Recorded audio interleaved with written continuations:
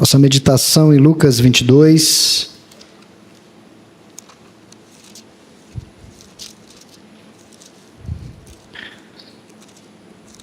Vamos ao final do capítulo, estamos na exposição de Lucas. Lucas 22, a partir do verso 63 até o final, 71. Antes da leitura, oremos. Pai, mais uma vez, suplicamos que Tu possas falar de forma poderosa aos nossos corações por meio da Tua palavra. Que a verdade do Senhor prevaleça, que sejamos transformados e moldados conforme a Tua vontade. É em Cristo Jesus que nós oramos. Amém. Lucas 22, do verso 63 adiante, nos diz assim: Os que detinham Jesus zombavam dele, davam-lhe pancadas, e vendo-lhe os olhos, e vendando-lhe os olhos, diziam: Profetiza-nos, quem é que te bateu? E muitas outras coisas diziam contra ele, blasfemando. Logo que amanheceu, reuniu-se a assembleia dos anciãos do povo, tanto os principais sacerdotes como os escribas, e o conduziram ao sinédrio, onde lhe disseram: Se tu és o Cristo, dize-nos. Então Jesus lhes respondeu: Se vos disser, não acreditareis. Também se vos perguntar, de nenhum modo me respondereis. Desde agora estará sentado o Filho do Homem à direita do Todo-Poderoso Deus. Então disseram todos: Logo tu és o Filho de Deus? E ele lhes respondeu: ele lhes respondeu: Vós dizeis que eu sou. Clamaram, pois: Que necessidade mais temos de testemunho? Porque nós mesmos o ouvimos da sua própria boca. Meus irmãos, até aqui percebemos a jornada de Jesus do particular para o mundo público.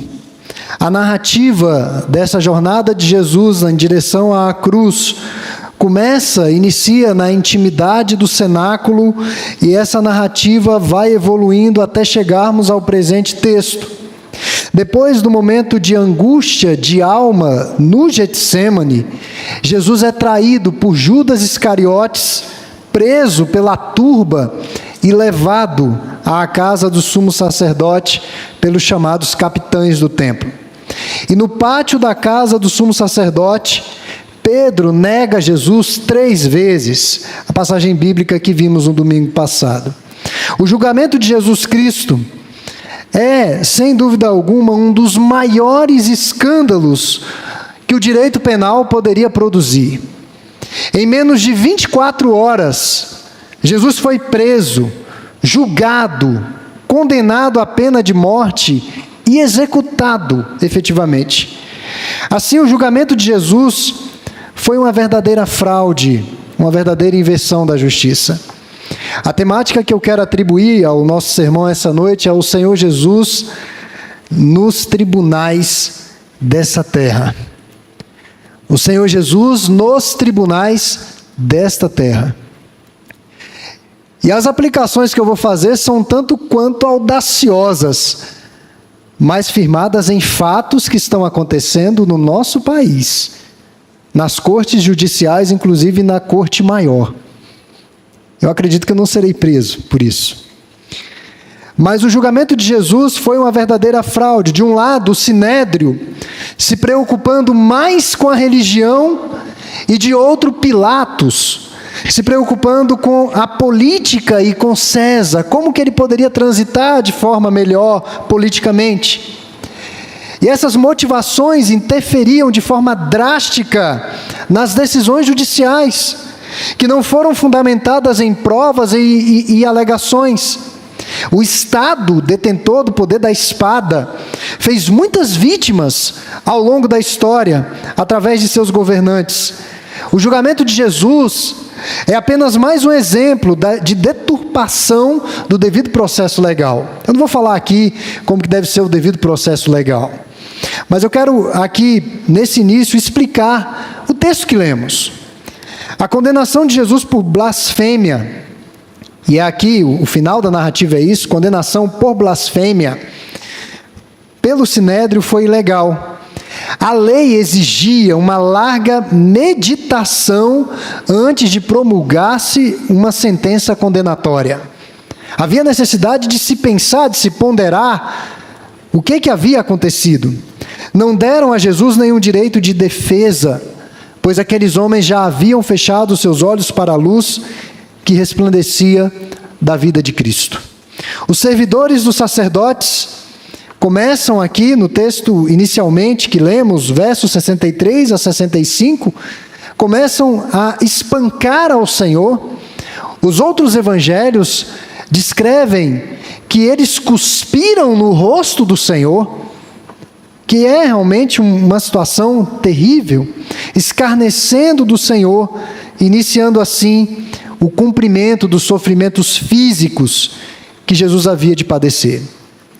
A atitude daqueles homens confirma a messianidade de Jesus, cumprindo as predições que o próprio Senhor havia feito. Sob o domínio do Império Romano, os judeus poderiam resolver a maioria dos seus assuntos internos. Lá em João capítulo 8, quando temos o relato da mulher adúltera e que eles ameaçam de apedrejar a mulher adúltera, eles não poderiam fazer aquilo. Eles não poderiam apedrejar a mulher adúltera até a morte, porque o poder da pena capital não estava na Judéia, mas nas mãos do Império Romano. Meus irmãos, eles poderiam resolver a maioria dos seus assuntos, especialmente os de natureza interna, mas não poderiam executar criminosos na posição de vassalos que eles ocupavam. E essas autoridades estavam limitadas ao que fazer para se livrarem de Jesus. Eles não poderiam fazer o que quisessem. Eles reuniram um tribunal semi-oficial, como eu disse antes, de forma irregular. Foi conduzido sem a devida consideração pelos procedimentos pré-estabelecidos. Os escribas e anciãos aguardavam a chegada de Jesus já preso, pois já haviam sido informados que Judas e o seu bando haviam saído para prenderem o Senhor. Arregimentaram testemunhas falsas para perjurar contra Jesus, fazer falsas acusações, e Jesus recusa a responder às acusações. Muitas mentiras proferidas contra o ungido de Deus, mas ele cumpriu a escritura em Isaías 53, verso 7. Como cordeiro foi levado ao matadouro, e como ovelha muda perante os seus tosqueadores, ele não abriu a boca, ele ficou com a boca fechada. Eu partilhei com os irmãos recentemente que eu tive que estar numa audiência em que éramos processados, nós éramos réus. E eu confesso para os irmãos que as mentiras propaladas por uma testemunha emulada, eu fiquei numa situação emocional de muita revolta. Gente, como é que pode a pessoa mentir tanto? Se contradizer tanto? Primeiro ela disse que me conhecia, eu nunca tinha visto aquela mulher na minha vida.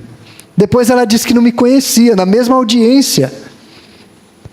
O juiz que estava conduzindo a audiência, ele disse assim para os acusadores: mas vocês pretendem levar isso à frente, mas com quais elementos? Eles: não, nós temos a testemunha que esteve aqui. O juiz deu uma risada. Para essa testemunha aí não tem consistência. Nós ficamos revoltados com as mentiras propaladas, e de fato muitas mentiras ditas a respeito do Senhor, mas ele, como ovelha muda perante os seus tosqueadores. O fato é que Jesus conhecia o seu destino. Ele sabia que seria inútil qualquer defesa. Ele sabia que ao se defender, estaria se opondo à vontade de Deus, que ele deveria ser executado, ele deveria ser crucificado. Absolutamente ciente da sua execução, mas ao mesmo tempo convencido, convicto de que seria vindicado na manhã da sua ressurreição. Eles apelaram para a identidade de Jesus, colocando o Senhor sob juramento: quem tu és? Quem é você? Em obediência à lei, Jesus responde, e Jesus diz: Desde agora estará sentado o Filho do Homem à direita do Todo-Poderoso Deus. Verso 69. Isso equivale a uma confissão direta de que Ele é o Messias, o Salvador. Em outras palavras, Jesus estava reconhecendo que os líderes religiosos tinham sim autoridade e poder neste mundo. No entanto, eles estavam debaixo da autoridade dele, do Cristo. Assim que Jesus tomasse assento à direita de Deus, todo o poder no céu e na terra seria dado a ele. E os principais sacerdotes e escribas, e seja lá quem for, porque ele vai comparecer diante de diversas autoridades nas próximas narrativas, seriam submetidos ao juízo de Deus. O lavar de mão de Pilatos não iria eximi-lo de prestar contas da atrocidade que ele estava fazendo, e de forma deliberada e consciente. Pilatos sabia que Jesus era inocente. Ele sabia. E ele tinha poder para absolver o Senhor. Poder dado por Deus.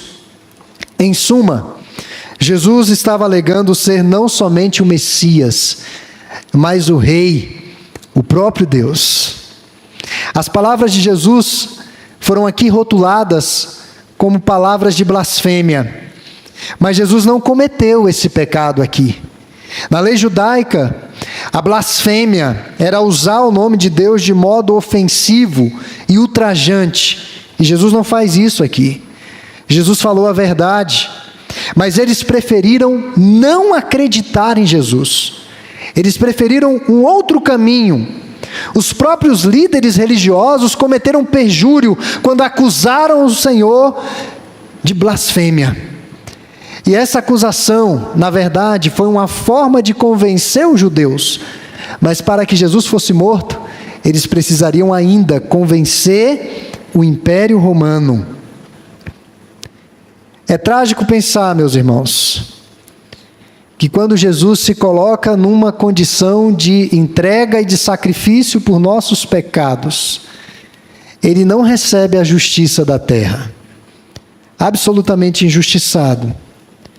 O glorioso é que Jesus, até depois de ter passado uma noite de malignos interrogatórios, mesmo depois de ter sido zombado, esbofeteado, açoitado, ter seu rosto cuspido, ele tinha a total confiança de que se sentaria à mão direita de Deus e de que o seu triunfo era seguro.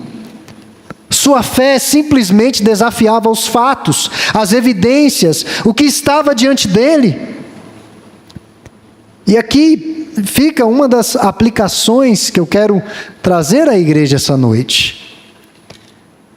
As tribulações são intensas, mas nunca elas vão chegar aos pés das tribulações que o Senhor passou.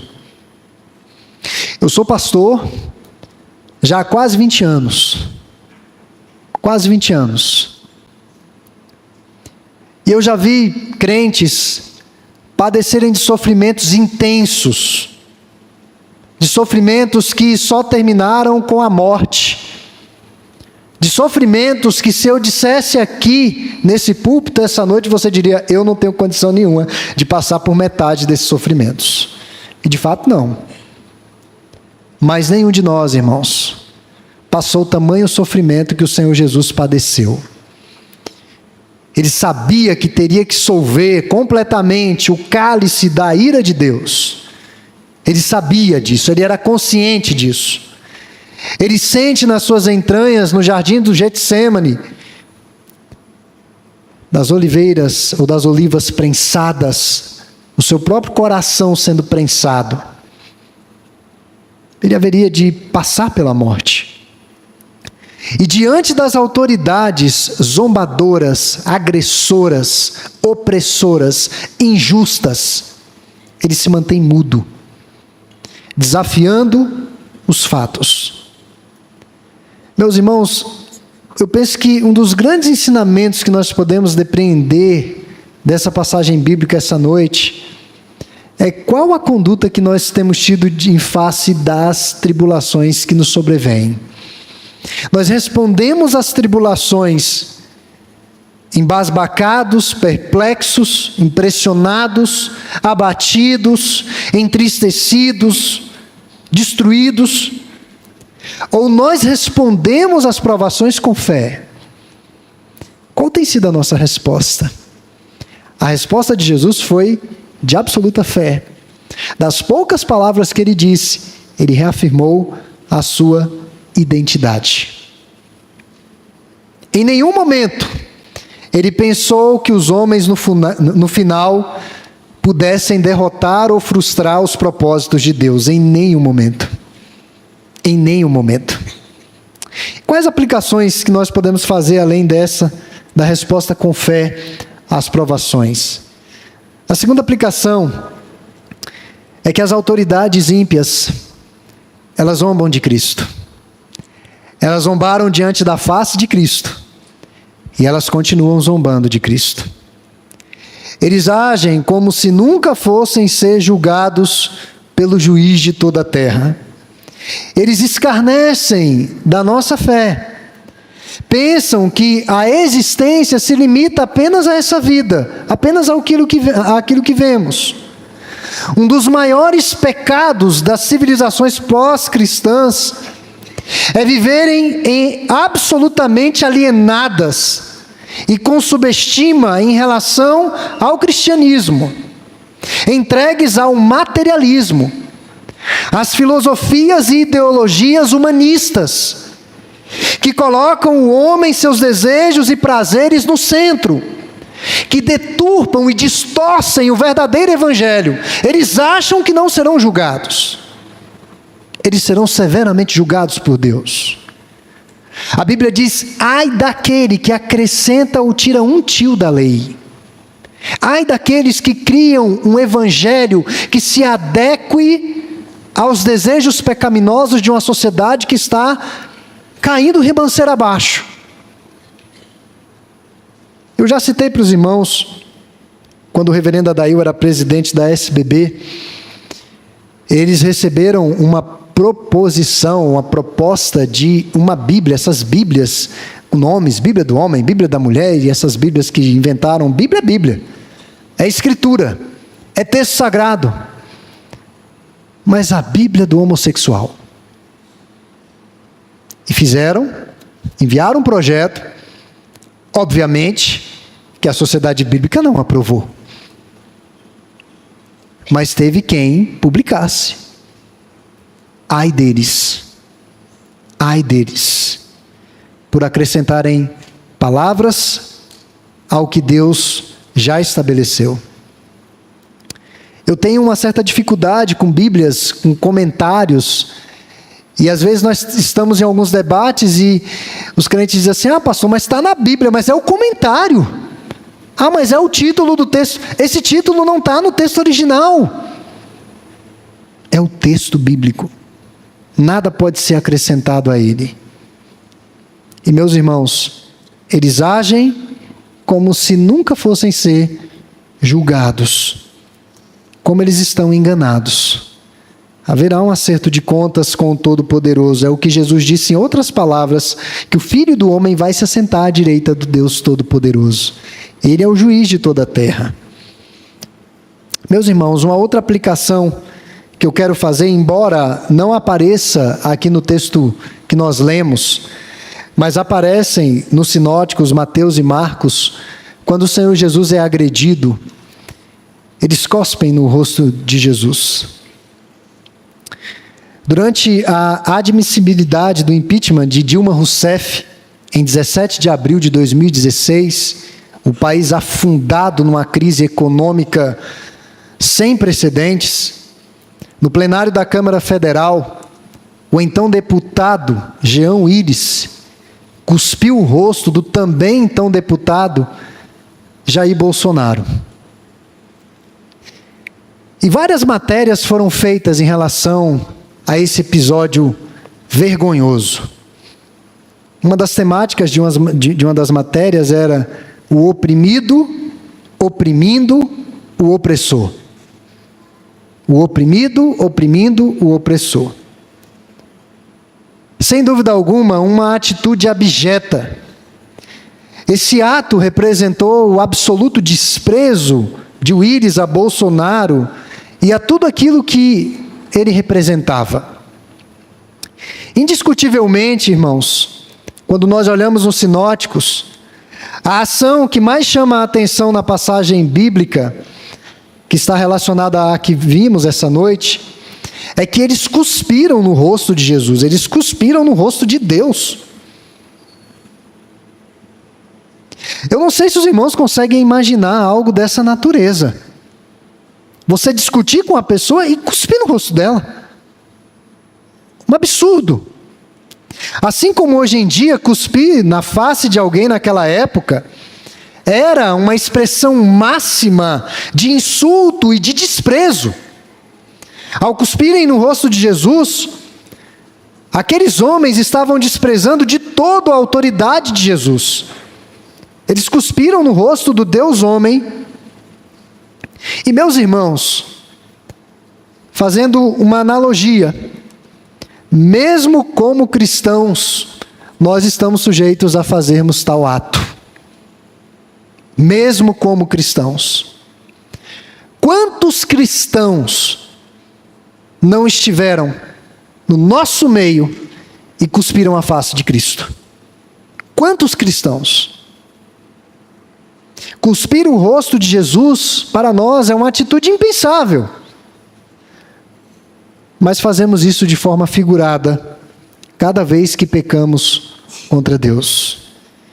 Enquanto peregrinamos, ou peregrinarmos, nós não deixaremos de pecar. É verdade. Mas a Bíblia nos ordena ao bom combate e à santidade. A mortificar esse velho homem. Veja a que ponto, a que absurdo o pecado pode chegar, cuspir a face de Cristo. A que absurdo. E isso nós conhecemos muito bem. O pecado tem os seus desdobramentos. Muitas lições meu pai me ensinou, e uma delas é que eu precisava falar a verdade, sempre a verdade.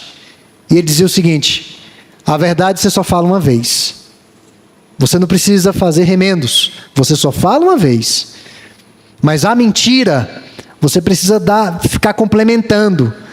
E haverá um momento que não vai casar, vai aparecer. É um abismo chamando outro abismo. Cuspir na face de Cristo é decair. Nessa noite, nós vamos participar da mesa do Senhor mais uma vez. Nós vamos celebrar a nossa Páscoa. Nós vamos estar diante de Cristo. A Páscoa judaica contava com 3 elementos básicos: fruto da videira, o pão sem fermento e o cordeiro, tudo sobre a mesa. E nós não temos o cordeiro, uma pena, né? O cordeiro assado essa hora seria tão bom. Mas, meus irmãos, nós temos o Cordeiro de Deus à mesa. E o que nós temos feito em relação à nossa vida e à nossa jornada com Cristo? Nós temos honrado o nome do Senhor ou nós temos desonrado o nome do Senhor? Note que aqueles homens humilharam o Senhor ainda no finalzinho da madrugada, numa salinha.